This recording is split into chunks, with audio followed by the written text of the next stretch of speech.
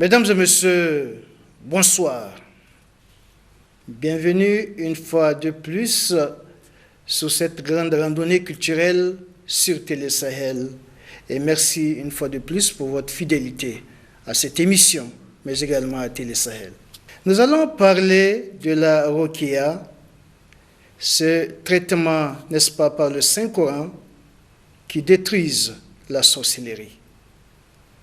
Alors nous avons invité pour vous Isha Mohamed, où nous allons revenir sur cette question, rappeler ce que c'est que la Ruqya, le traitement, et surtout nous allons aborder cette question importante qui est la relation entre la Ruqya et la médecine moderne. C'est dans quelques instants avec notre invité. À tout de suite.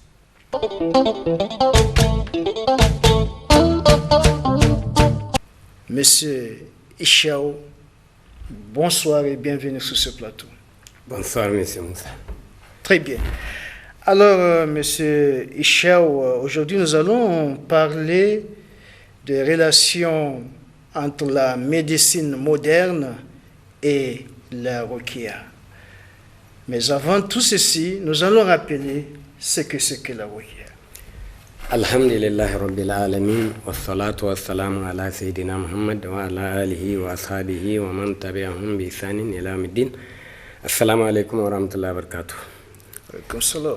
Inch'Allah, la Ruqya, ou quelquefois vous entendez certains disent ilaj. Bon, en fait, c'est ilaj biruqa. Ilaj, ça veut dire traitement.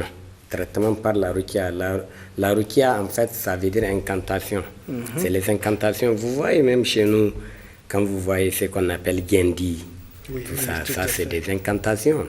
Ça, c'est des pratiques pré-islamiques. Avant l'islam, les gens savent faire ces pratiques d'incantation pour guérir, souvent pour repousser certaines choses. Bon, quand l'islam est venu, évidemment, l'islam a amené et a essayé l'islam a assaini ça, de sorte que ça soit halal. Donc, au temps du prophète, il y avait une contrée qui était convertie à l'islam. Oui. Ils ont dit au prophète, ok, nous ici, avant l'islam, avant que nous soyons musulmans, nous guérissons les gens par la Ruqya, par des incantations. Et qu'en est-il maintenant? Et le prophète, il dit, ok, montrez-moi vos pratiques. En tout cas, il n'y aura aucun mal tant qu'il n'y a pas du shirk dedans. Voilà. Donc la Ruqya, c'est le traitement par des incantations. Mais là, islamiquement, c'est le traitement coranique des maladies dues aux problèmes de djinn, de sorcellerie, de mauvais œil. Voilà. Alors, c'est ça. Donc maladie mystique en fait. Tout à fait.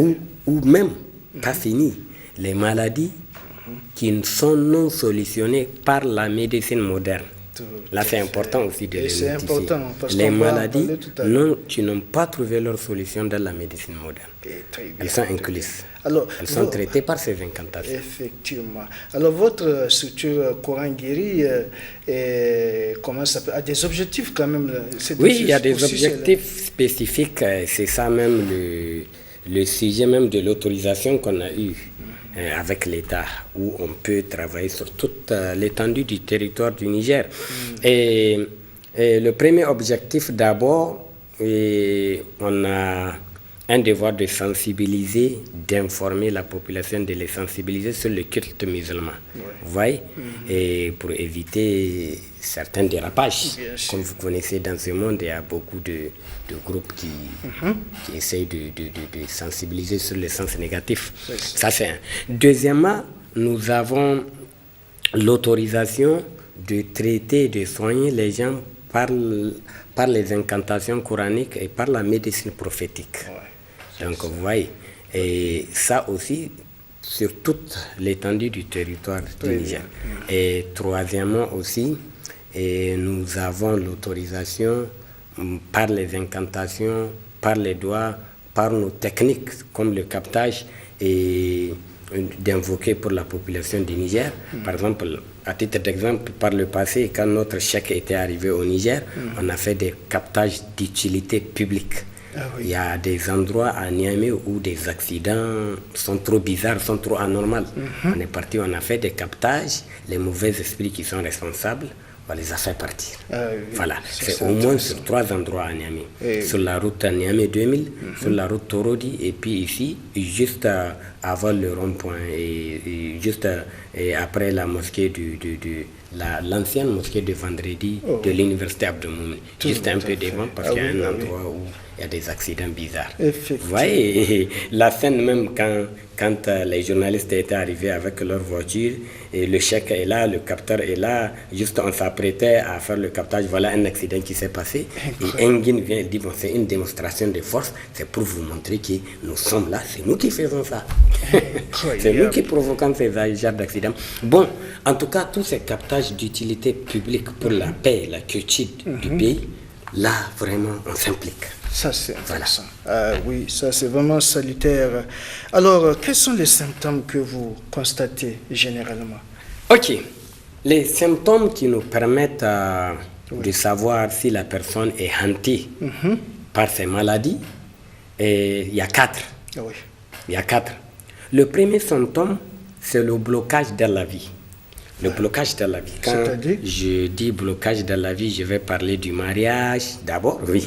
Je vais parler du travail, je vais parler de l'enfantement, oui. De l'enfantement, c'est quand il y a des blocages anormaux. Je vais parler des études, je vais parler de l'argent pour ceux qui font le business, pour ceux qui font le commerce et qui sont anormalement bloqués. Quand vous voyez par exemple un étudiant qui vient en salle de classe, dès qu'il est devant le tableau noir, il ne voit plus rien. Quand vous voyez quelqu'un qui fait son commerce, chaque fois que ça prend la bonne voie pour que ça marche, tout dégringole. Et ça se répète de manière anormale. Quand vous voyez un couple qui n'a aucun problème physique, qui n'a aucun problème, les gynécologues ont tout analysé, aucun problème, ni l'homme ni la femme, mais qui sont anormalement bloqués. Et ils font 7 ans, 8 ans sans enfants. Or, il n'y a rien normalement qui devrait le bloquer. Vous voyez, non? Ça, c'est ça le blocage aussi dans l'enfantement. Il y a tous ces blocages-là qui interviennent. Ça, c'est le blocage de la vie. Pas beaucoup de détails pour le moment. Et puis, le deuxième symptôme, c'est les problèmes de santé anormaux. Les problèmes de santé anormaux. Récemment, j'ai reçu un patient qui est venu, il m'a dit qu'il a fait 9 fois les sérums et que le palu persiste. Ou que vous voyez des patients qui viennent chez nous, qui ont le paludisme 12 mois sur 12. C'est pas ou qui ont des fièvres typhoïdes qui répètent. Vous voyez, là, ça devient un défi. Quand le paludisme aujourd'hui bloque la médecine, quand la médecine moderne, quand la fièvre typhoïde bloque la médecine moderne, ou quand une plaie, juste une plaie, vous allez voir, pendant 15 ans, la plaie continue. Mais moi, je vais vous donner à titre d'exemple. J'ai reçu un cas ici à Maradi où c'était une folle qui s'est fait piétiner par un véhicule. Elle a eu juste une écorchure à la plante de pied et que plus d'un mois, les traitements, ça n'a pas marché. À l'hôpital régional de Maradi, ça n'a pas marché. Et finalement, ils ont recruté un médecin qui vient à la maison faire les pansements et autres. Ça n'a pas marché. Et que quand on a utilisé l'autre côté du traitement, ça a pris juste une semaine pour sa guérison. Voilà. Ça, c'est les problèmes de santé anormaux. Quand vous voyez quelqu'un, il a des maux de tête terribles, qu'il faut même qu'il rentre en coma et qu'on vérifie, on fait le scanner, on fait tout, on ne voit rien. Ça ne va pas. Vous voyez. Et ça, c'est le deuxième symptôme. Le troisième symptôme, c'est les problèmes mentaux anormaux. Les problèmes mentaux anormaux. Dans les problèmes mentaux anormaux, il y a une colère qui ne s'explique pas. Il y a une peur qui ne s'explique pas. Tu vas voir quelqu'un qui a peur du criquet. Dès qu'il voit un criquet, si le criquet ose monter sur son corps, il va s'évanouir. C'est pas normal. C'est vraiment pas normal. Oui, c'est pas normal. Et ainsi de suite, vous allez voir des couples qui cassent pour des petits problèmes. Pour un tout petit problème, pop, c'est la querelle et c'est fini. Le mariage est parti comme ça, dans la fumée. Il y a tous ces trucs-là, les problèmes mentaux. Ça va jusqu'à la folie. Vous voyez quelqu'un qui est normal, il n'a jamais connu de traumatisme, il n'a jamais connu, il n'a aucun problème de cerveau grave, et qu'il devient fou tout d'un coup. Tout d'un coup, il devient fou. Ça ne s'explique pas médicalement. Vous voyez, ainsi de suite. Ça, c'est les problèmes mentaux anormaux. Et le quatrième symptôme, c'est les rêves et les cauchemars. Oui, ça c'est très fréquent. Bon, ces 4 symptômes nous permettent de savoir si la personne a un problème de djinn ou de sorcellerie. Quand je dis sorcellerie, ça veut dire mauvais sort jeté par les sorciers. Ou alors, c'est un problème de mauvais œil. Le mauvais œil, bon, ici, généralement, on dit baki, ou bien mi, ou dini. Vous voyez, ça, de toutes les façons, le mauvais œil, l'islam en a parlé. Et le prophète, alayhi salatu wassalam, il dit le mauvais œil est al-ayn haq. Donc, le mauvais œil, c'est une réalité. Ça peut même jeter le chameau dans une marmite. Ça peut tuer. Vous voyez, le mauvais œil, c'est c'est ce regard-là sur une beauté ou quelque chose de bon sur un être humain. Un regard maléfique. Parce que c'est pas positif. Bon, ça peut être maléfique. Quelquefois, la personne porteuse du mauvais œil ne sait même pas. Hein. Ah oui. Il va même bien regarder, il va juste apprécier un truc. Il y a des gens qui viennent mal. Je ne comprends pas. Tout ce que j'apprécie, ça détruit. Ça se détruit. Tout ce que j'aime meurt. Par exemple, quelqu'un qui vient de mal, tout ce que j'aime meurt. Si c'est une plante, si c'est un... Voilà. Il ne comprend pas. Ça, c'est le mauvais œil. En fait, ça peut toucher. C'est pour cela que l'islam donne la solution pour ça. Quand tu apprécies un truc, tu vois un truc qui te fascine, tu es content de le voir, tu dis Masha'Allah, ou Barakallah fi. Tu vois, quand tu as un mauvais œil, ça détruit ce mauvais œil sur la chose. Et là, on a vu un peu l'explication pratique. Et sur certains phénomènes, par exemple, là j'ai vu une femme qui est partie voir une femme qui a accouché, comme c'est qu'on fait ici au Niger, Barka. Oui, c'est ça. Pour une femme qui a accouché, elle est partie. Et cette femme était suivie, celle qui était partie voir le bébé. Elle a été suivie par une dogwa. Oh là là. Quand vous voyez une dogwa, c'est une géniette, c'est un génie. Au Niger, on crame beaucoup de dogwa, les gens.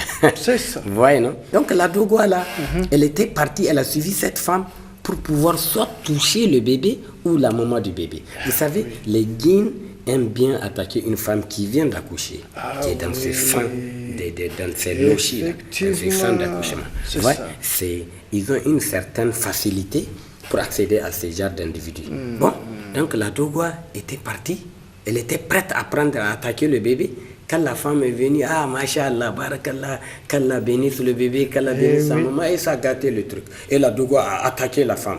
Pourquoi tu m'as gâté ma viande? Tu es parti, tu as fait tes invocations, ça m'a bloqué. Elle est venue au centre, la dogwa me parlait comme ça. Voilà ce qu'elle m'a fait. Elle m'a mis du sable dans mon manger. C'est pas possible. Oui, c'est toujours bon d'avoir cette bonne habitude, ce beau réflexe de comment ça s'appelle, de chasser ces génies. Voilà. À travers ces invocations. Voilà, à travers ces incantations. Donc, en fait, le mauvais œil, c'est une réalité, mais quelquefois, le mauvais œil a une autre version où c'est la personne qui l'achète. Ou c'est la personne qui la cherche. Quelquefois aussi, c'est héréditaire. Quand il y a certains guines des familles, quand ils te suivent, ils provoquent ça ou ils profitent de ça, ils te suivent toujours pour que dès que tu apprécies quelqu'un ou que tu le déprécies, parce que c'est les deux. Dès que tu es jaloux sur un truc, le jaloux aussi peut entraîner. Ça dépend du genre de djinns qui sont des retours. De toute façon, il y a toujours une affaire de djinns dans cette affaire. Vous voyez, non? Il y a certains qui le payent méchamment. Ils vont chez le sorcier, bon, écoute, je veux que tu me fasses un travail pour que dès que quelqu'un me gâte le cœur ou il m'agresse, qu'un malheur lui arrive, genre qu'il soit aveugle ou qu'il soit tué même, des choses comme ça. Ça, c'est aussi une forme de mauvaise œil, mais par la sorcellerie. De toutes les façons, c'est toujours les démons, les chatines qui s'imposent. Voilà. En fait, voilà les 4 symptômes. Donc, je répète, il y a les blocages dans la vie. Deuxièmement, il y a les problèmes de santé anormaux. Troisièmement, il y a les problèmes mentaux anormaux. Quatrièmement, il y a les rêves et les cauchemars. Tout à fait. Alors, est-ce que les cas des toxicomanes font partie de ces domaines d'intervention? Oui, en fait, le problème des djinns, Les prostituées. le problème de sorcellerie peut toucher tout, même les maladies physiques que vous connaissez, même les cas de toxicomanie. Je vous donne un exemple. Vous voyez, il y a certaines personnes méchantes qui font de la sorcellerie pour détruire les enfants. S'ils sont jaloux de tes enfants, on fait de la sorcellerie pour rendre, par exemple, tes enfants voleurs, ou bien pour les rendre des drogués, des toxicomanes, des ivrognes. Ah oui. Vous voyez, pour les rendre des inutiles dans la société. Effectivement. Des Pour que bons ton à cœur rien, se comme on garde, dit, pour oui. que voilà. Ça, dans la sorcellerie, ça existe. Maintenant, le mauvais œil peut faire ça.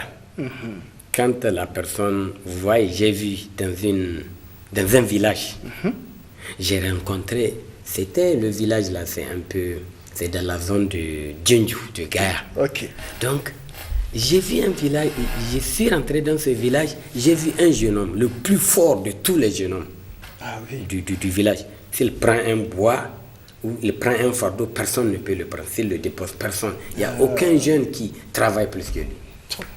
Malheureusement, avec le mauvais œil, Ils l'ont tout est détruit. gâté, il est devenu un toxicomane, un drogué, un inutile de la société. Voilà, Oui, oui. voilà, c'était quelqu'un vraiment que tout le village a apprécié au début. Ça arrive. Vous savez, les problèmes de sorcellerie amènent ça, les problèmes de djinns et de mauvais œil amènent ça. Maintenant, les problèmes de djinns, quand je parle de djinns, maintenant je vais parler des démons. Oui, oui. Les démons aussi aiment bien toucher vraiment les meilleurs de la société, les bons. Ouais. Il faut que les bons échouent et que les mauvais réussissent. Vous voyez, c'est ça le satanisme même. Ah oui, oui, oui. Ben Ali Maladi, ça touche un problème de développement. Voilà. Il va y avoir des Voilà. élites C'est un comme bloc. ça qui sont complètement détruites Voilà. et qui sont des bons à rien, comme on dit, qui n'arrivent pas à faire valoir ce qu'ils ont comme richesse. Vraiment, ça, c'est un problème C'est un sérieux. problème. Vous Un voyez, problème donc de notre développement. travail vraiment pour la société Ouais, et on est est plus que nécessaire. très bien. Ouais. Alors, puisque vous avez maintenant rappelé les différents symptômes, parlez-nous du processus. Alors, si vous avez dans vos consultations, parlez-nous de ce processus de traitement. Oui. Donc, Quand on vous quand on amène nous amène là- un patient, d'abord, la première consultation qu'on fait, elle est logique. C'est pas genre, tu viens chez nous, on va regarder, on va fouiller, on va voir telle chose t'as suivi, telle chose t'as fait ça, telle chose non. D'abord, c'est scientifique, c'est logique. On pose des On questions. vous a dit, on va détecter les 4 symptômes sur la personne. Ah oui. Les 4 symptômes que j'ai précédemment Oui, énumérés. oui, oui. On coche ces symptômes, on les écrit. Il y a une fiche de traitement Oui, oui. où il est inscrit ton nom, ton adresse, tout ça. Et on essaie de dire si tu fais des rêves, les différents rêves que tu fais, Qu'est-ce ça que nous tu ramène vois? à Oui. des symptômes. Oui. Par exemple, quelqu'un qui rêve chaque fois l'eau, le fleuve, c'est la rivière. Ah oui. Quelqu'un qui rêve le feu, c'est les braises. Quelqu'un qui rêve les cimetières, qui rêve les morts. Vous voyez, ça, c'est le symptôme. On met cimetière ou mort, ainsi de les suite. gaines des On cimetières. va détecter tous tes trucs. Et à travers ça, on comprend si tu as ce problème. Ok, si tu as ce problème, le traitement continue. Sinon, on te renvoie à l'hôpital. Ah oui. Voilà. Si ça On te touche renvoie à l'hôpital, effectivement. Oui. Maintenant, et après ça, il y aura ce qu'on appelle les ventouses. On va poser des ventouses à des endroits spécifiques sur ton corps. Les ventouses, c'est quoi leur rôle? C'est de faire sortir les sorcelleries déposées dans le corps ou les guines dans le corps, ça les bouffe aussi. Ah oui. Un guine qui s'installe dans la tête, ça va perturber la tête, ça va perturber le cerveau. Un guine qui s'installe dans le cœur, ça va, ou une sorcellerie, vous voyez. On pose ces ventouses et après ces ventouses, on lit le Coran, on lit les ayats qu'il y a et ça va détruire les énergies négatives qui sont sur toi. Oui, Oui. cette lecture-là. C'est lecture avec ventouse.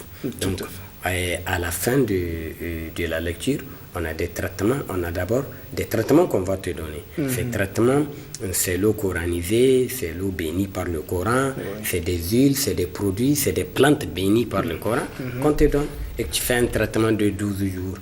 Et au bout des 12 jours, tu reviens, tu fais un contrôle comme à l'hôpital. Quand oui, tu traites le typhoïde, la fièvre typhoïde, à la fin, tu retournes, tu refais un contrôle pour voir si c'est parti ou pas. Tout à fait. Ça, c'est le suivi, ça, c'est extrêmement important. Il y a, entre autres, il y a aussi le captage. Le captage, c'est la manière coranique on attrape les guines et on les fait partir. C'est-à-dire les guines, les mauvais esprits qui sont autour de toi. Soit s'ils sont envoyés, il n'y a pas de problème. S'ils sont de la famille, il n'y a pas de problème. De façon, le captage, on les capte. S'ils sont là pour la vengeance, parce qu'il y a des guines qui te suivent parce qu'ils veulent se venger. Et ils parlent. Oui, ils veulent se venger. Je vous donne un exemple. Il y a une fillette de 9 ans qui a été tuée par un guine. Pourquoi? Parce qu'elle était sur sa balançoire. Elle a utilisé une branche d'un arbre. Un arbre, elle est montée, elle fait sa balançoire et après elle s'est laissée tomber sur terre. En se laissant tomber, elle est tombée sur un guine. Il s'est fâché, il dit, mais celle-là, elle se moque de moi. Comme ils sont orgueilleux, oui, tout il a à fait. attaqué jusqu'à la tuer. C'est pas possible. Vous voyez. Ça, cette histoire, celui qui l'a cité, c'est le docteur Bali de l'Égypte.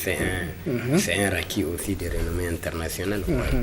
Donc, c'est sa sœur, je crois, et c'est ça qui l'a poussé à pratiquer la ruqya. Bon, vous voyez, il y a les cas de vengeance où les djinns peuvent attaquer. Il y a des cas de passion amoureuse. Ah oui, les Passion amoureuse, amoureux. oui. Ça, c'est valable chez les hommes et chez les femmes. Il y a des djinns qui tombent amoureux d'un être humain et qui le suivent et qui le marient et qui l'empêchent de se marier. Tout ça. Parfois, ils tuent le prétendant ou le mari. Oui, ça arrive des djinns trop méchants qui cherchent à tuer ou à bloquer le mari ou le prétendant. Oui, c'est ça. Il y a par exemple certaines femmes, on va vous dire que cette femme elle tue les hommes. Dès que quelqu'un la marie, elle meurt. Dès que quelqu'un la marie, elle meurt. Bon, en tout cas, moi j'ai vu un cas, je me rappelle, ça fait quelques années. C'est ici à Katako, on m'a amené chez un monsieur, et un commerçant de Katako. Il s'est marié à une femme. Bon, depuis qu'il s'était marié à la femme là, déjà la nuit des noces, il est tombé malade. Il m'a fait sortir tout un sac de produits pharmaceutiques et d'ordonnances. On a l'habitude même de couper un morceau de sa chair, on envoie en France pour regarder, contrôler, il n'y a rien. Il n'y a rien du tout. Et que la femme là, elle a un guine amoureux noir là, un guine serpent. Et c'est lui finalement il est décédé. Elle est décédée. Le type là, il est décédé. Et le guine là l'a attaqué parce qu'il dit que c'est sa femme. Incroyable. Moi j'étais arrivé chez lui, bon, juste une semaine après il est décédé. Voilà. Oui, vraiment. Donc ça arrive des guines qui tuent. Et il y a des guignettes femelles aussi qui se marient aux hommes, elles sont extrêmement jalouses. Elles peuvent chercher physiquement même à détruire la concurrente. Vous voyez, ou à la rendre infirme. Vous voyez, tout ça, ça dépend de sa méchanceté, ça dépend du pouvoir aussi qu'elle a pour le faire. Tout à fait. Voilà. Et vous le remarquez à travers le captage. Oui, le captage, voilà. Le captage, ça nous aide beaucoup dans le traitement parce que ça fait que nous captons les guines, nous les convertissons, et nous les faisons parler aussi. Ils nous disent la raison de leur présence. Ça, c'est extrêmement important. Bon, on les convertit et ils vont faire le travail contraire maintenant. Voilà. C'est ça. Alors, quels sont les cas fréquents que vous recevez? Oui, les cas fréquents, vous savez, les cas fréquents, c'est surtout la sorcellerie. C'est surtout la sorcellerie. Manger au Niger, ou bien... en Afrique, c'est surtout la sorcellerie, la méchanceté. La sorcellerie, et c'est surtout, on attaque le travail, c'est le blocage surtout. Maintenant, quelquefois, ça peut entraîner des problèmes de santé physique, mais quelquefois, c'est des conséquences collatérales. C'est juste des conséquences collatérales parce que le plus souvent, c'est la jalousie qui pousse quelqu'un à faire. Tu as aimé une fille, elle est partie se marier, tu estimes qu'elle t'a trahi, tu vas chez le sorcier, il faut la faire divorcer, il faut la faire bloquer, des choses comme ça. Tu cherches quelqu'un, bon, tu as juste un voisin commerçant comme toi, tu vois qu'elle a des clients, tu es jaloux, tu vas, tu essaies d'attacher son commerce, ainsi de suite. Oui. Mais ça arrive qu'on fasse de la sorcellerie pour attaquer directement la santé de la personne. Genre, je vais vous dire, fréquemment par exemple, c'est un poste qui est là, et vous occupez le poste, quelqu'un d'autre veut ce poste. Peut-être que c'est un poste JT dans oui. un service. Maintenant, C'est facile. il vous fait de la sorcellerie pour vous rendre incapable de travailler. Là, c'est la santé. Ah oui, c'est la Ouais, santé. ça, c'est un exemple. Oui, oui, pour oui, que oui. vous soyez incapable de travailler. Quelle que soit votre compétence. Tout Nous à fait. avons eu à guérir beaucoup de cas comme ça. Beaucoup, beaucoup. Voyez. Bon, c'est surtout les sorcelleries. Et deuxièmement, oui, parmi les sorcelleries, il y a des guines qu'on envoie pour bloquer le mariage, pour bloquer l'enfantement. Vous voyez, oui. sur un couple. Oui, ça, c'est fréquent aussi. C'est trop fréquent. Vous allez voir, c'est fréquent, le blocage d'enfantement. Et le blocage de mariage. C'est fréquent. Vous voyez. Et maintenant, il y a le problème aussi des guines amoureux. Ça, tout le monde le connaît. Les guines amoureux, c'est quoi? C'est les génies tchatcheurs. Vous les voyez dans les écoles, ils déclenchent. Mais récemment, une autre campagne a commencé dans les salles, dans les centres de soins. Ça a commencé. C'est le genre de campagne qui a commencé dans les écoles où c'est des gens qui crient. Maintenant, vous voyez, dans des centres de santé, on a des exemples. Oui, il n'y a pas plein longtemps, on nous d'exemples a comme appelé ça, oui. depuis Maradi où il y a un centre de santé où il semble que beaucoup de gens ont piqué crise. Ouais. Beaucoup de malades. Vous voyez, déjà, les gens sont malades et quand ils vont piquer, piquer des crises, rentrer en transe, crier, parler des choses. Vous voyez, ça, c'est compliqué. C'est compliqué vraiment. Donc là, les génies tchatcheurs, c'est un cas aussi très fréquent. C'est pour cela qu'il est difficile aujourd'hui de voir, par exemple, une fille qui est vraiment saine de ce problème de guine amoureux, qui essaye de canaliser partout. Ouais. Vous voyez, non? Ouais. Ça aussi, c'est des cas fréquents. Les cas de vengeance, c'est pas trop fréquent. Oui, oui. Mais ça arrive De quand même que les jalousie. guines cherchent à se venger. Tout à fait. Et Oui, oui, oui. Et des enfants aussi, on bloque les enfants des co-épouses, tout ça. Oui, voilà. Oui, ouais. Voilà notre phénomène. C'est ça. C'est le blocage d'études où on attache la tête de Voilà. la personne, ne peut pas étudier. Oui, oui. Il ne peut pas étudier. Ou quand les études commencent, c'est la maladie qui commence. C'est Ou ça. juste à la veille des examens, la personne tombe terriblement malade. Et juste à la fin des examens, elle recouvre sa santé. Incroyable. Ou bien il réussit, il ne reste pas dans son boulot. Voilà, le réussi ne reste pas dans son boulot ou bien il demande lui-même. Parce que récemment, on m'a appelé dans un service où c'était important. Le monsieur qui voulait quitter, en fait, il était très important dans le service. Oui. Un coup, il dit, il veut quitter. Comme ça. Il veut quitter. Tu as trouvé un nouveau travail? Non, je veux quitter. C'était la sorcellerie. Et que finalement, on l'a traité, il est resté. Oui, incroyable. Ouais. Vraiment, vraiment, vraiment. Voilà. Alors, combien de malades vous recevez de fois Oui, par vous jour? savez, ça dépend. Vous voyez, ouais. la maladie, c'est comme ça. Mais quand même, c'est beaucoup qui viennent. Parce que là, vous voyez, à Niamey, par exemple, le centre, rien que le centre de Niamey, et je me rappelle à un docteur qui m'a rendu visite au centre, dit, mais moi, les choses, je suis venu à ton centre, mais j'ai trouvé que c'est comme clinique. Il y a du monde. C'est normal parce que le les centre gens, de en fait, santé. sont trop malades. Ah oui. On ne peut pas quantifier, mais il y a beaucoup de gens qui viennent. Oui. Et c'est pour cela, et il y a beaucoup de demandes. Et il n'y a pas longtemps, il y a les gens de Durkou qui nous appellent. Et Oui. jusqu'au Burkina, dans le sein de Burkina, il y a au moins deux régions. Au Qui Burkina, vous ont- deux qui ont villages, on demandé nous appelle de votre venir. Bon, on ne peut pas venir, on n'a pas fini avec le Niger. Effectivement. Ouais. Ouais. Ben, avec le temps, peut-être que c'est possible, on va voir ce qu'on peut faire. Ouais. Maintenant, au Niger, Niamey, quand même ça va. On arrive à faire quelque chose. Ouais. Maintenant, les autres régions, c'est ça, il faut désenclaver. Exactement. Et généralement, quelle est la catégorie de personnes la plus nombreuse qui viennent vous voir? Oui. Est-ce que c'est des hommes, les femmes ou les En enfants? tout cas, on a toutes les catégories. On a Oui, toutes mais en les majorité. catégories. Les hommes, les femmes, les vieux, y compris les bébés. Oui, oui. Mais maintenant, ce qui est plus fréquent, sur 10 cas, les 7 sont des femmes. C'est des femmes. Ouais, c'est des femmes. Ah oui. C'est des femmes, surtout des femmes qui ont dépassé l'âge de la puberté. Ah oui. Et le plus souvent aussi, beaucoup de Un fois, âge de c'est les mariage. guines amoureux, les génies tchatcha. Ah oui. Et les cas de sorcellerie aussi, bien entendu. Il y a beaucoup de sorcellerie. Beaucoup, beaucoup. Au Niger, il y a beaucoup de sorcellerie. Mais pourquoi les femmes? Oui, Moi, vous je savez, en fait, les femmes, les guines profitent trop sur les faiblesses. Oui, oui. Beaucoup. Les femmes sont trop faibles, elles sont trop sentimentales. Vous voyez, Pour la un présence rien. des djinns amoureux chez les femmes, vraiment, c'est une défense souvent des sentiments. Les femmes, elles sont des fois passionnées, elles n'arrivent pas à contrôler leurs sentiments, c'est pas facile. Maintenant aussi, il y a souvent leur habillement aussi qui peut attirer, qui peut rendre passionné les djinns. Comme les hommes peuvent voir, apprécier, les djinns aussi, quand ils voient, ils apprécient directement, ils suivent. Ils n'ont aucune loi qui les interdit ça. C'est là. De toute façon, personne ne les voit, personne ne peut les punir. Même les hommes, si c'était l'anarchie, mais il faut voir, dès que tu vas voir une femme va venir te provoquer, bon, si c'était l'anarchie, mais les djinns, eux, c'est direct, et ils te suivent. Ils te suivent, voilà. Il y a tous ces trucs, vous voyez, et les femmes, elles sont trop distraites. Et elles sont trop aussi manipulées et par les feuilletons, par les dents de linsoya, les trucs amoureux, où tu vas les voir même pleurer en regardant. En suivant ces feuilletons, ces dents de linsoya, et les djinns profitent de ces faiblesses vraiment. Ils arrivent à pénétrer dans leur corps, dans leur vie amoureuse, dans leur vie sentimentale. Ils vont faire l'effet du ver dans le fruit.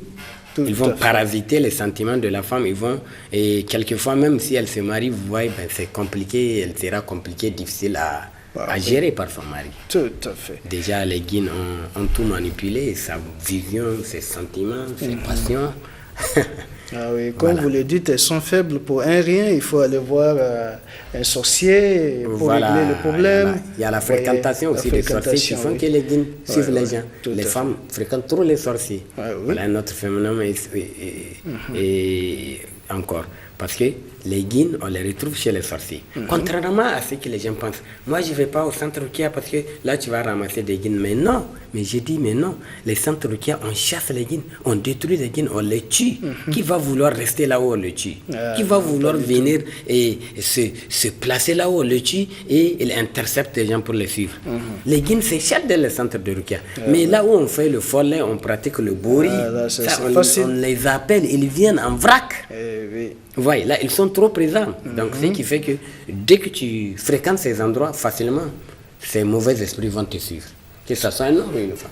Effectivement.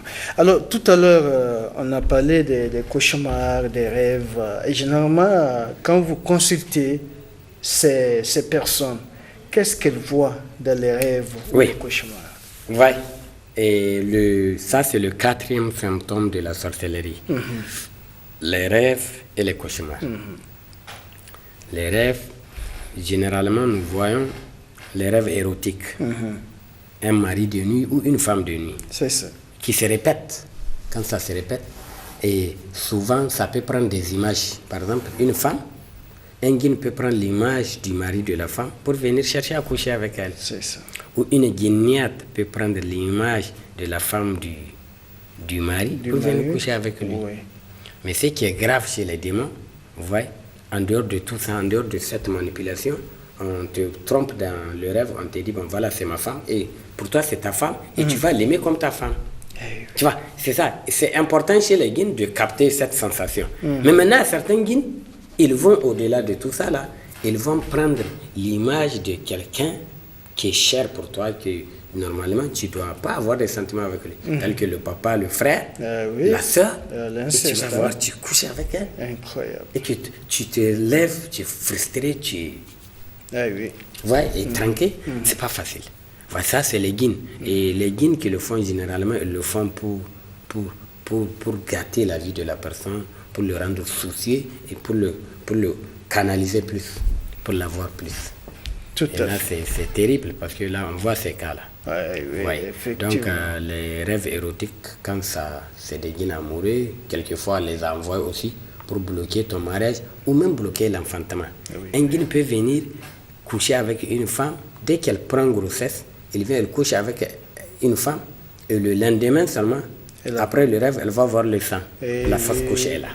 Là, c'est fréquent aussi. Les djinns font ça. Parce qu'en couchant avec elle, ils inoculent de la maladie. On inocule de la sorcellerie dans le bas-ventre de la femme, et puis pop, ça fait partie de la grossesse. Ça, c'est la technique des djinns. Tout à fait. Alors, nous allons avancer. Est-ce que dans l'exercice de votre travail, Vous pouvez nous donner des exemples vraiment très difficiles, exceptionnels, que vous avez guéris? Oui, il y a un cas. Ça, je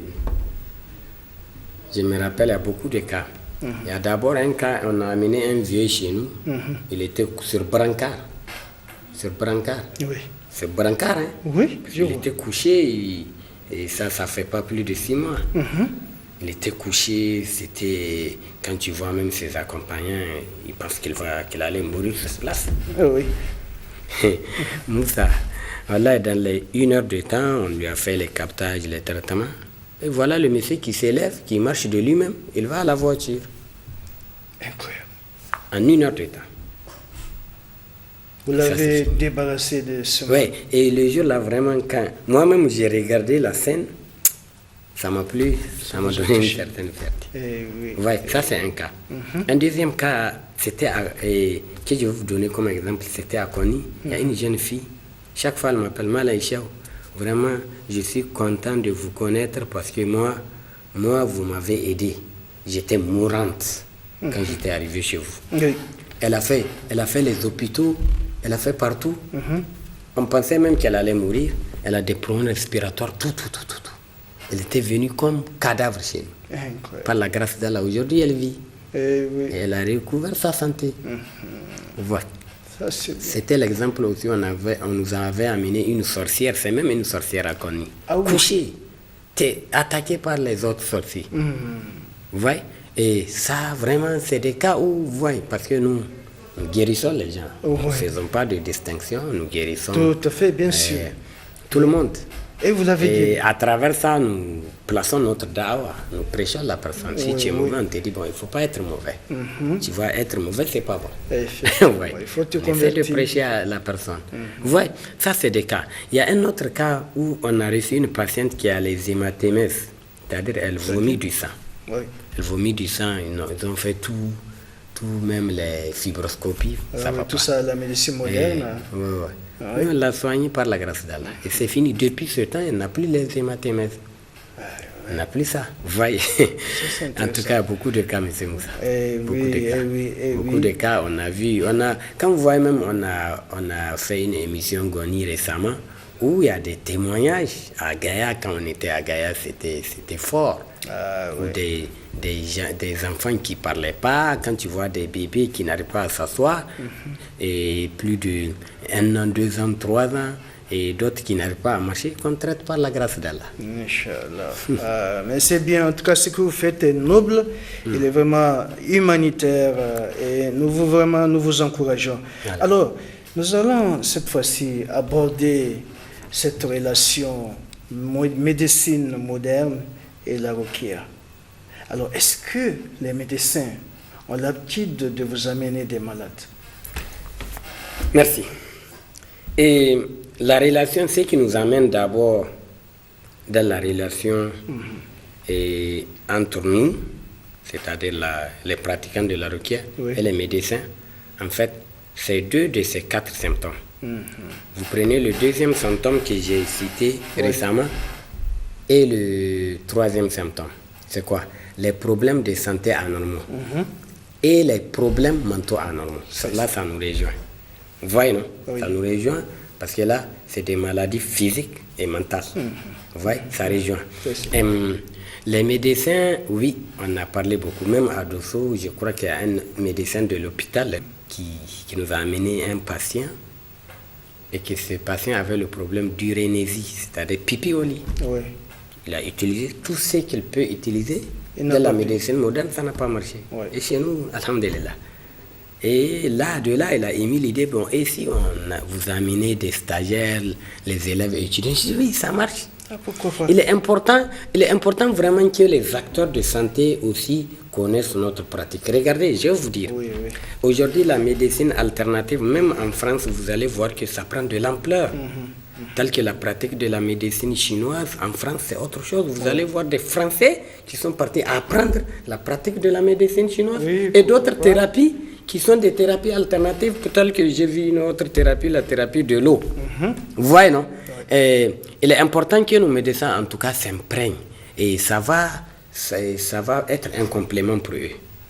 ils peuvent venir à des temps, à des temps morts, ils ont le temps, à des petites formations qui vont les aider. Imaginez, je vous donne un exemple.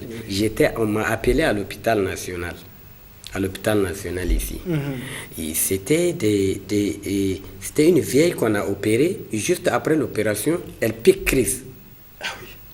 Et les médecins n'ont pas compris qu'elle était en transe. C'est ça. Donc elle était en transe, elle refuse tout. Elle refuse les sérums, elle refuse les jus qu'on donne après, elle refuse tout. Oui. Elle a incisé ses dents comme ça. Elle ne fait que convulser, refuser, crier, tu vois. On m'a appelé, j'étais arrivé, j'ai trouvé à son chevet.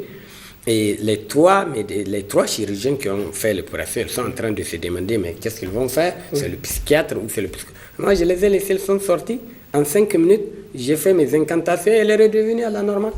Et elle dit, et la nuit même, ses enfants m'ont dit que, et la nuit là, elle a demandé à ce qu'on l'apprenne un peu à marcher, elle a laissé un peu marcher. Vous voyez? Il est important. Regardez, je vous donne d'autres exemples. Dans toutes les maternités, toutes les sages-femmes là savent ça. Il y a certaines femmes à l'accouchement, elles piquent crise. Ou avant l'accouchement. C'est pas normal. Ou après l'accouchement. Et c'est des possessions de djinns. Donc vous voyez, il est vraiment important qu'on s'implique aussi tous. Mutuellement. Nous aussi, on a des cas où on fait recours à la médecine moderne. Quand on voit que ce n'est pas notre cas, et on enlève ce qui a comme sorcellerie, qui a un mauvais œil, et ce qui reste de physique, on les renvoie aux hôpitaux. Mais je crois que les hôpitaux aussi, que ce soit les privés et les publics, doivent en faire autant. Mais je me rappelle quand même, une année, on a reçu un malade, on nous a amené, l'ambulance est même rentrée chez nous, de l'hôpital de Niamey. L'ambulance est rentrée chez nous. Dès qu'ils ont compris que ce n'est pas leur cas, ils nous ont envoyés. Et on a traité. Et il y a beaucoup de cas aussi où on m'a appelé, mais ce n'est pas trop officiel. Il faut que ça soit réglementé. Il faut que ça soit officiel. Voilà tout le problème. Je ne sais pas pourquoi il faut cacher ça. Je ne sais même pas, je ne vois pas l'utilité de cacher. Tout à fait. Il faut que ça soit soit réglementé. C'est une réalité. Moi, je pense qu'il ne faut pas fuir la réalité. Aujourd'hui, nous sommes dans un monde, Moussa, où vraiment le monde est hanté. Oui, bien sûr. Le satanisme passe en plein. C'est un problème universel. Universel. Partout, oui. Je vous donne un exemple. On nous a amené une jeune fille. Elle balayait la cour de la maison. Une jeune fille de 16 ans. Voilà que elle piétine et... Une épine? Une aiguille. Et l'aiguille s'est cassée dans son pied. Incroyable. On va à l'hôpital, on fait la radio, voilà l'aiguille. Le chirurgien ouvre, il ne trouve pas. C'est pas possible. On reprend la radio, l'aiguille est là. On ouvre encore, on trouve. On ne le voit pas. Ah là, c'est compliqué. Oui. On a fait notre captage, on a fait. Voilà. Et après, dès qu'on a fouillé, on a vu, on a enlevé. En fait, je vais vous expliquer. Les djinns, les sorcelleries, ont cette manière soit de manipuler une maladie, soit de la cacher ou de la rendre difficile à soigner. Si nous, on enlève ce qu'il y a de sorcellerie et de djinns, vous allez voir la facilité. Et aujourd'hui, notre travail rend facile beaucoup de traitements dans les hôpitaux, sans que les gens ne les sachent, sans que les autorités ne les sachent. Il y a beaucoup de gens qui comprennent, qui viennent, on les enlève leurs problèmes de djinn, ils retournent dans les hôpitaux, ils font leur traitement, ils font leur opération, ça marche bien, comme tous les coups. Une sorcellerie, même si elle n'est pas destinée pour ta santé, par exemple, elle est là pour des blocages, si une circonstance vient, un traumatisme vient, la sorcellerie profite. Vous avez compris. Par exemple, là, il y aura une opération, c'est un traumatisme. Et la personne dans la tête, c'est un peu stressé, vous voyez. Et la sorcellerie, le djinn qui est avec la personne profite. Ça, c'est normal. Ça, c'est vrai. Vous avez compris. Oui. Donc ça, il est extrêmement important aussi de comprendre ça. Mais quand même, il y a beaucoup de médecins qui viennent chez nous actuellement, qui amènent leur cas, qui viennent eux-mêmes. Alhamdulillah, ça fait des années. On a toujours eu des agents de santé, beaucoup d'acteurs de santé. Et fils et là, ils ont vu la nécessité, mais jusque-là, ce n'est pas officiel. Il faut que ça soit officiel avec l'État. Oui, ce n'est pas officiel, mais quand même, officieusement, on a des contacts. Tout à fait. On a des contacts avec des médecins pleins. Bon, et avec le temps même, j'aurais aimé que beaucoup fassent des recherches, comme j'ai vu. En France, il y a un médecin pédiatre qui a fait des études sur la ventouse, par exemple. La ventouse que j'ai parlé précédemment. C'est bien qu'un médecin aujourd'hui prend un domaine de la ruqya et qu'il cherche à faire des recherches, des études. Vous voyez? Mais ça c'est important, parce que c'est les acteurs de la santé. Il faut qu'on s'implique. Oui, ça contribue. Quand tu es bloqué, tu fais recours à la ruqya. Toutes les difficultés qu'ils rencontrent, le plus souvent, c'est du guin. Moi j'ai vu un guin, et ma première ruqya que j'ai pratiquée, vous savez c'était quoi? C'était une femme qui a la drépanocytose, l'hématie. Elle crie quand la crise vient. Elle crie. Je dis, c'est quoi? On dit que c'est la drépanocytose. J'ai dit, là, je ne suis pas d'accord. J'ai pris mes ablutions, j'ai commencé à lire. Yassine, j'ai commencé à lire. Voilà, des guines crient. Toi, tu es quel genre de marabout? Tu es venu nous dévoiler, nous gâter notre travail. Qui t'a dit de venir? Qui t'a dit? Mais c'est pas, elle n'a pas l'hématie. On lui fait des injections pour rien. C'est nous le problème. Ça, je vous dis que ça fait depuis 2004. Depuis 2004. Le seul jour-là, j'ai lu jusqu'à minuit. Depuis 10h du matin. Pour faire partir tous les guinées. Ils étaient 27, c'est toute une famille. 27? Oui. Ils sont rentrés dans ces eaux et ils perturbent. Incroyable. Et elle a les mêmes symptômes que quelqu'un qui a la drépanocytose. Et quand ils ont quitté, Wallah, depuis le jour-là, c'est fini sa drépanocytose. Elle est devenue normale. Elle est guérie. Elle est guérie. J'ai vu des cas d'hématie aussi, pas hématie, de diabète, qu'on a guéri comme ça. Et que systématiquement, le mal est parti. Ça arrive que dès qu'on enlève, si le guine est responsable de la maladie, que ce soit tension artérielle, que ce soit diabète, et en tout cas toutes ces maladies, les ulcères stomacales, il est possible que dès que le guine part, systématiquement la personne recouvre sa santé. Mais quelquefois aussi, comme il y a un problème physique, ça continue un peu, on traite naturellement et ça. Et ça, dès qu'on fait partir le problème, les guines, la cause du problème, et maintenant, même médicalement, on soigne, vous allez voir que les soins vont bien se passer, il n'y aura aucun blocage et la personne guérit. Tout à fait. Vraiment, c'est incroyable. Ce que vous faites, c'est énorme. Mais est-ce que ces guines-là, quand vous faites la ruqya sur eux, ça les détruit ou bien ça les convertit, ou vous dites qu'ils partent, ou bien qu'est-ce qu'ils font finalement? Voilà. En tout cas, quand on lit le Coran sur les guines, quand on pratique la ruqya sur les guines, et il y a beaucoup de phénomènes qui peuvent arriver. Tout dépend maintenant de la chance du guine. C'est ça. Il y a certains guines, ils sont tués, détruits. Parce qu'ils refusent de se convertir. Oui. Ils sont tués, détruits, et leur sorcellerie, et avec lesquelles ils sont détruites également. Il y a d'autres guines, la pratique de la ruqya fait qu'ils prennent conscience et qu'ils se convertissent et qu'ils deviennent bons et que c'est fini. Et ils s'en vont, ils ne vont plus nuire à cette personne. Vous avez compris? Maintenant, tout aussi dépend d'abord de l'état religieux du guine. Nous avons des guines kafirs, armés, et où ils sont ancrés dans la mécréance. Bon, eux là, souvent, c'est des kamikazes, il faut les tuer. Il faut les tuer. Mais il y a d'autres, mais malgré tout, nous avons des versets qu'on lit, que Ben Halima, le cheikh Ben Halima Abdouraf a sélectionné, qu'on lit sur ces genres de guines aussi, et on arrive à détruire leur mécréance, jusqu'à leur donner de la lumière et se convertir. Incroyable. Maintenant, là, c'est facile. Il y en a des guines amoureux passionnés qui disent qu'ils préfèrent la mort que de quitter la personne. Mais même dans ces cas aussi, aujourd'hui, nous avons des versets qu'on lit sur le patient, qu'on lit sur ces guines, et que ça détruit cette passion, et qu'ils se convertissent. Finalement, vous voyez, c'est le côté miséricorde qu'on prend. Que de les détruire, vaut mieux les convertir. Et c'est pour cela le cheikh Ben Halima, il a fait la sélection de ces versets. Et à travers les captages et les remontages, nous lisons ces versets et nous convertissons ces guides. Tout à fait. Alors là, c'est une belle transition. Vous parlez de Ben Halima. On nous a dit qu'il serait à Niamey. Non, Ben Halima, il n'est pas à Niamey. Il y a eu beaucoup de rumeurs comme quoi Ben Halima est à Niamey. Il n'est pas à Niamey. Il y a eu des affiches qui ont fait penser qu'il était à Niamey. Non, il n'est pas à Niamey. Ben Halima n'est pas à Niamey. Ben Halima, il vient à Niamey, c'est les médias qui vont parler. Il va venir. Les médias, on va les recevoir sur vos antennes. Vous voyez, actuellement, il est au Cameroun Et je crois que pour le mois d'octobre, il est au Cameroun. Et après le Cameroun, Inch'Allah, il va faire le Tchad. Pour, aussi un mois. Généralement, c'est un mois. C'est des programmes du mois. Je ne sais pas. Peut-être il y aura d'autres circonstances. On ne sait pas. Mais quand même, il sera au Tchad après le Cameroun. Et de là, je vais faire tout pour qu'il vienne au Niger. Parce que là, à partir de 2020, il sera en Asie et ça va être pour longtemps. Donc là, je vais, Inch'Allah, je vais saisir l'occasion. Et comme je suis son représentant au Niger, et on va essayer, on va faire en sorte qu'il vienne au Niger. Tout à fait. Voilà, on a tant besoin de lui. Et là, quand il sera au Niger, quel est son programme? Le programme, s'il vient au Niger, on va faire Niamey, on va faire un peu l'intérieur du pays aussi. De façon, on va tout médiatiser, Inch'Allah. Et il va faire des conférences, la prédication, beaucoup de choses.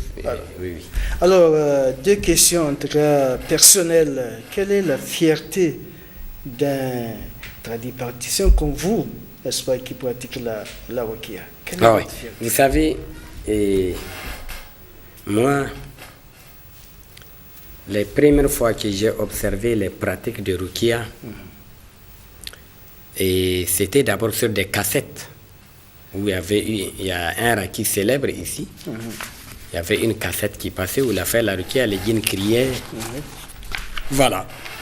Et de temps en temps, ça m'a fasciné. Et de temps en temps, j'allais dans les centres Rukia qu'il y avait dans le temps, j'observais les scènes. Et ça m'a plu. J'ai vu que c'est un travail noble à faire. Tout à fait. Jusqu'à ce que l'occasion s'est présentée pour la première fois en 2004, où il y a eu cette dame qui avait la drépanocytose et que j'ai pratiqué. J'ai vu que c'est un truc salutaire où tu te permets d'aider quelqu'un qui souffre. J'ai continué à pratiquer en Niamey jusqu'à ce qu'en 2005, Ben Alima, le cheikh, est venu, il nous a formés. Il nous a formés, on a continué la pratique. Et du coup, toutes les activités. D'abord, j'ai étudié, j'ai le DTS en maintenance informatique. Et puis, j'ai une entreprise. J'ai une entreprise individuelle en bâtiment. Surtout, c'est les plafonnages, les faux plafonds que je faisais. J'ai fait beaucoup de travail avec la SATOM, avec des entreprises, même au sein de l'ambassade de France, j'ai travaillé. Et vous avez abandonné mais tout ça, j'ai abandonné la Rukia. Donc la Rukia, pour moi, c'est une passion. Et cette passion, j'ai vu que ça aide les gens. C'est le monde mystique. C'est un mystère pour les gens. Il faut percer ce mystère. Et que l'islam nous a amenés et la manière de la pratiquer sans risque de se tromper. Vous voyez? Et par la grâce d'Allah, on a reçu des gens comme Cheikh Ben Alima qui ont bien fait un bon travail dans la Rukia. Ils nous ont donné un cadre bien qui nous permet vraiment de faire des pratiques avec fierté. Vous voyez? Et tous ces gens qu'on guérisse, nous avons eu des gens, on nous a amené une fois un étudiant. Il a fait 48 heures en train de dormir à l'approche des examens. Il dormait seulement. Ils ont fait tout pour le réveiller, il n'est pas réveillé. Juste, ils sont partis dans les centres de santé, ils n'ont pas pu le réveiller. Il continue à dormir. Il est venu chez nous, en un temps de mouvement, il est réveillé, par la grâce d'Allah. Vous voyez, ça c'est une fierté. C'est une fierté. Vous allez voir quelqu'un qui fait 15 ans sans pouvoir dormir, on vient, on le soigne. Vous voyez quelle fierté ça donne. Vous voyez, la fierté de faire du bien. Tout à fait. De soulager les gens. De leur mal, de leur blocage.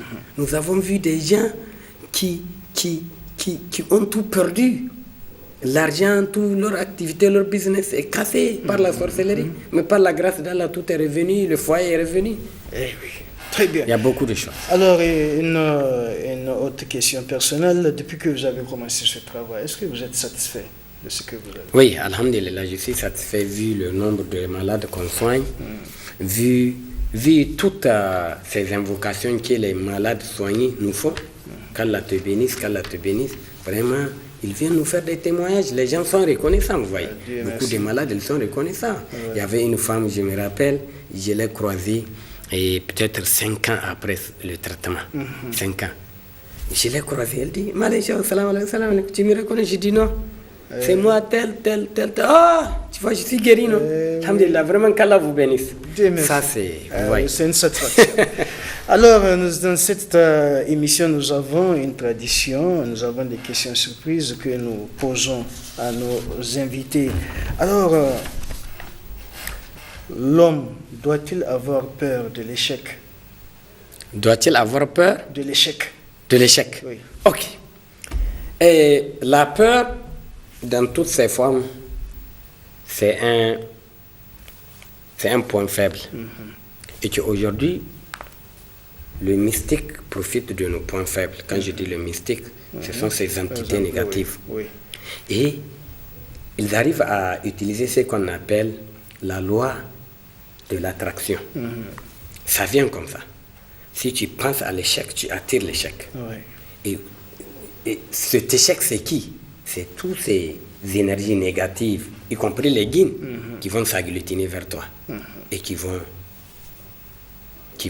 essayer d'attirer l'échec. Et toutes ces sorcelleries aussi qui ont été faites contre toi pour l'échec, du coup, vont avoir une voie directe qui vient droit sur toi. Par le simple fait que tu as peur d'échouer, Je vais vous dire, j'ai eu une expérience personnelle. Avant, dans ma pratique de Rukia, chaque fois, je me dis, on nous a déjà manipulé, on dit que si tu fais la Rukia, tes enfants seront attaqués, cela. Dès que je vais, en ce moment, c'est domicile par domicile, parce qu'on trouve la personne chez lui, on le traite. C'est ça.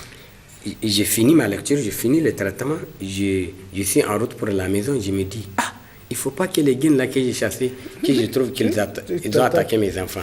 Et dès que je viens à la maison, je trouve qu'ils ont attaqué les enfants. Ah oui, parce que déjà... Voilà, vous voyez, c'est la peur comme ça. Donc, ce qui fait que du coup, j'ai compris, depuis que je ne fais plus ça, je n'ai plus ce problème. Oui, tout à fait. Donc, il ne faut pas avoir peur de l'échec. Voilà. Alors, le sourire est-il nécessaire dans la vie de l'homme? Ok, le sourire, il est nécessaire. Il est nécessaire parce que le sourire, c'est ce qu'on appelle, c'est le maquillage du visage. Et c'est ça qui va t'attirer et qui va faire qu'on ait, des fois, qui va faire en sorte qu'on ait confiance à toi ou pas. Une fois, il y avait une femme qui m'a dit, écoute Tichao, il y a ma soeur, chaque fois qu'elle vient dans un endroit, tout le monde est tranquille, il n'y a pas de bagarre, il n'y a rien. S'il y a bagarre, ça veut dire que c'est à son absence. Qu'est-ce qui fait ça? Je dis, mais c'est parce que elle attire ça, parce qu'elle-même, elle est animée de bonne foi, du sourire, de tout. Le sourire, il ne faut pas que ça soit celui du visage seulement. Au cœur, quand tu as de bonnes intentions, et tu vas attirer les bonnes choses. Quand tu as de mauvaises intentions, tu vas attirer de mauvaises choses. Effectivement. Voilà. Alors, votre plat traditionnel préféré? Le plat traditionnel, c'est le korba, la pâte noire, avec la sauce comment on appelle, les feuilles de baobab. Voilà, ou souvent le gombo. Le gombo, ok, d'accord. Alors, votre meilleur souvenir de la vie? Mon meilleur souvenir de la vie, c'est ce que je vous ai dit. La femme là qu'on a traitée qui a la drépanocytose, vraiment. Oui, d'accord. Alors, une deuxième rubrique, la promotion de nos langues nationales. Je vais vous donner des phrases ou des mots en français que vous allez traduire dans une langue nationale que vous maîtrisez. Ça marche. Vous choisissez quelle langue nationale? Le germain. Le germain, ok, très bien. Les jumeaux. Tawai. Le pagne. Zara. L'hippopotame. Banga. Le facochère. Là, je sais pas. Mais en Hausa, c'est quand même Giado. C'est Giado, effectivement. Là, en germain, je sais pas. Très bien. Le criquet. Do. Le caméléon. Dami. Le coq. Gorongari. Les œufs. Gouri. Ok, phrase. Je suis un infirmier. Au nocturne. Je travaille depuis l'indépendance du Niger. Aigo goiza Niger go anasare metarara. J'aime ce métier. Aigo. Ma satisfaction, c'est de voir les malades retrouver le sourire. Ay murado de kati ay madi yanta komai duban. Je demande à l'ensemble du corps médical d'aimer son métier. Aïga, aïgon de kien kaigati, l'octare kulsi, il me bat ergo. Qu'il n'oublie surtout pas de bien accueillir les malades, car c'est le premier geste qui facilite sa guérison. Et M. Dergan Khan, et M. Kenigi Kobain, Gantokome, Kobain, Hanno, the Modu, Kobain, Hanno, Ungono, Ganan, et Iwana Duru, Amadogoni, Igaza, Iman Safrati. Deux proverbes, l'homme n'est rien sans les hommes. L'homme n'est rien sans les hommes. Donc, il vient de leur main et s'en va de leur main. Ça, c'est ce que je veux dire. Oui. Boro, Amantehe Kul Halde, Damante Borera. Ikambarana Ka Ikambarana. Très bien. Il vaut mieux prévenir que guérir. Et voilà, au moins il y avait un terme qui me donne ça. Sûr, mieux vaut prévenir que guérir. Ah, là j'ai oublié. Hein. Merci. Très bien. Merci beaucoup, Isha. Merci. Vous avez répondu vraiment convenablement à ces questions. Merci. Très bien traduit. Merci. Alors, quel est votre message à l'issue de cette émission? On a parlé de la Rukia et surtout cette relation médecine moderne et Rukia. Alhamdulillah Rabbil Alamin. Mon message, c'est surtout aux acteurs de la santé, les médecins acteurs de la santé, et puis les autorités. Les médecins acteurs de la santé, bon, et il faut qu'on prenne soin de traiter bien les malades. Et pour les médecins aussi, il est important qu'ils pensent un peu à nous, à notre pratique, puisque c'est une réalité. C'est ça. Et sur le terrain, ils savent que la réalité là existe. Bon. Pour les autorités aussi, c'est de nous faciliter ce brassage entre nous et la médecine moderne. Dans les hôpitaux, dans les centres de santé privés aussi. Pourquoi pas? Tout à fait. Voilà. Là, ça va faciliter pour les malades et économiquement, ça va soulager les malades. Parce qu'un malade qui vient traiter une maladie qui n'est pas celle qu'il est en train de traiter, c'est des pertes de sous et de pertes de temps. Et quelquefois, le temps là, quand on le perd aussi, la maladie va avoir le temps de s'installer. Par exemple, si c'est une maladie de Guinée et qu'on la soigne à l'hôpital, ça ne va jamais aller. Ce n'est pas le jour où le malade est au stade final qu'on va nous la ramener. On a vu ces cas, au moins 2 cas, où les hôpitaux ont traité et qu'on nous amène au stade final et qu'après une semaine, vous voyez, la personne meurt. J'espère que cet appel sera entendu. Nous souhaitons vraiment bonne chance à tous ces gens qui pratiquent, n'est-ce pas, la Rukia, une façon d'apporter leur contribution à la guérison des malades victimes de la sorcellerie, des guines, des mauvais œufs, comme on dit, etc. Merci une fois de plus à notre invité. Rendez-vous la semaine prochaine, Inch'Allah, pour un autre numéro. À la prochaine.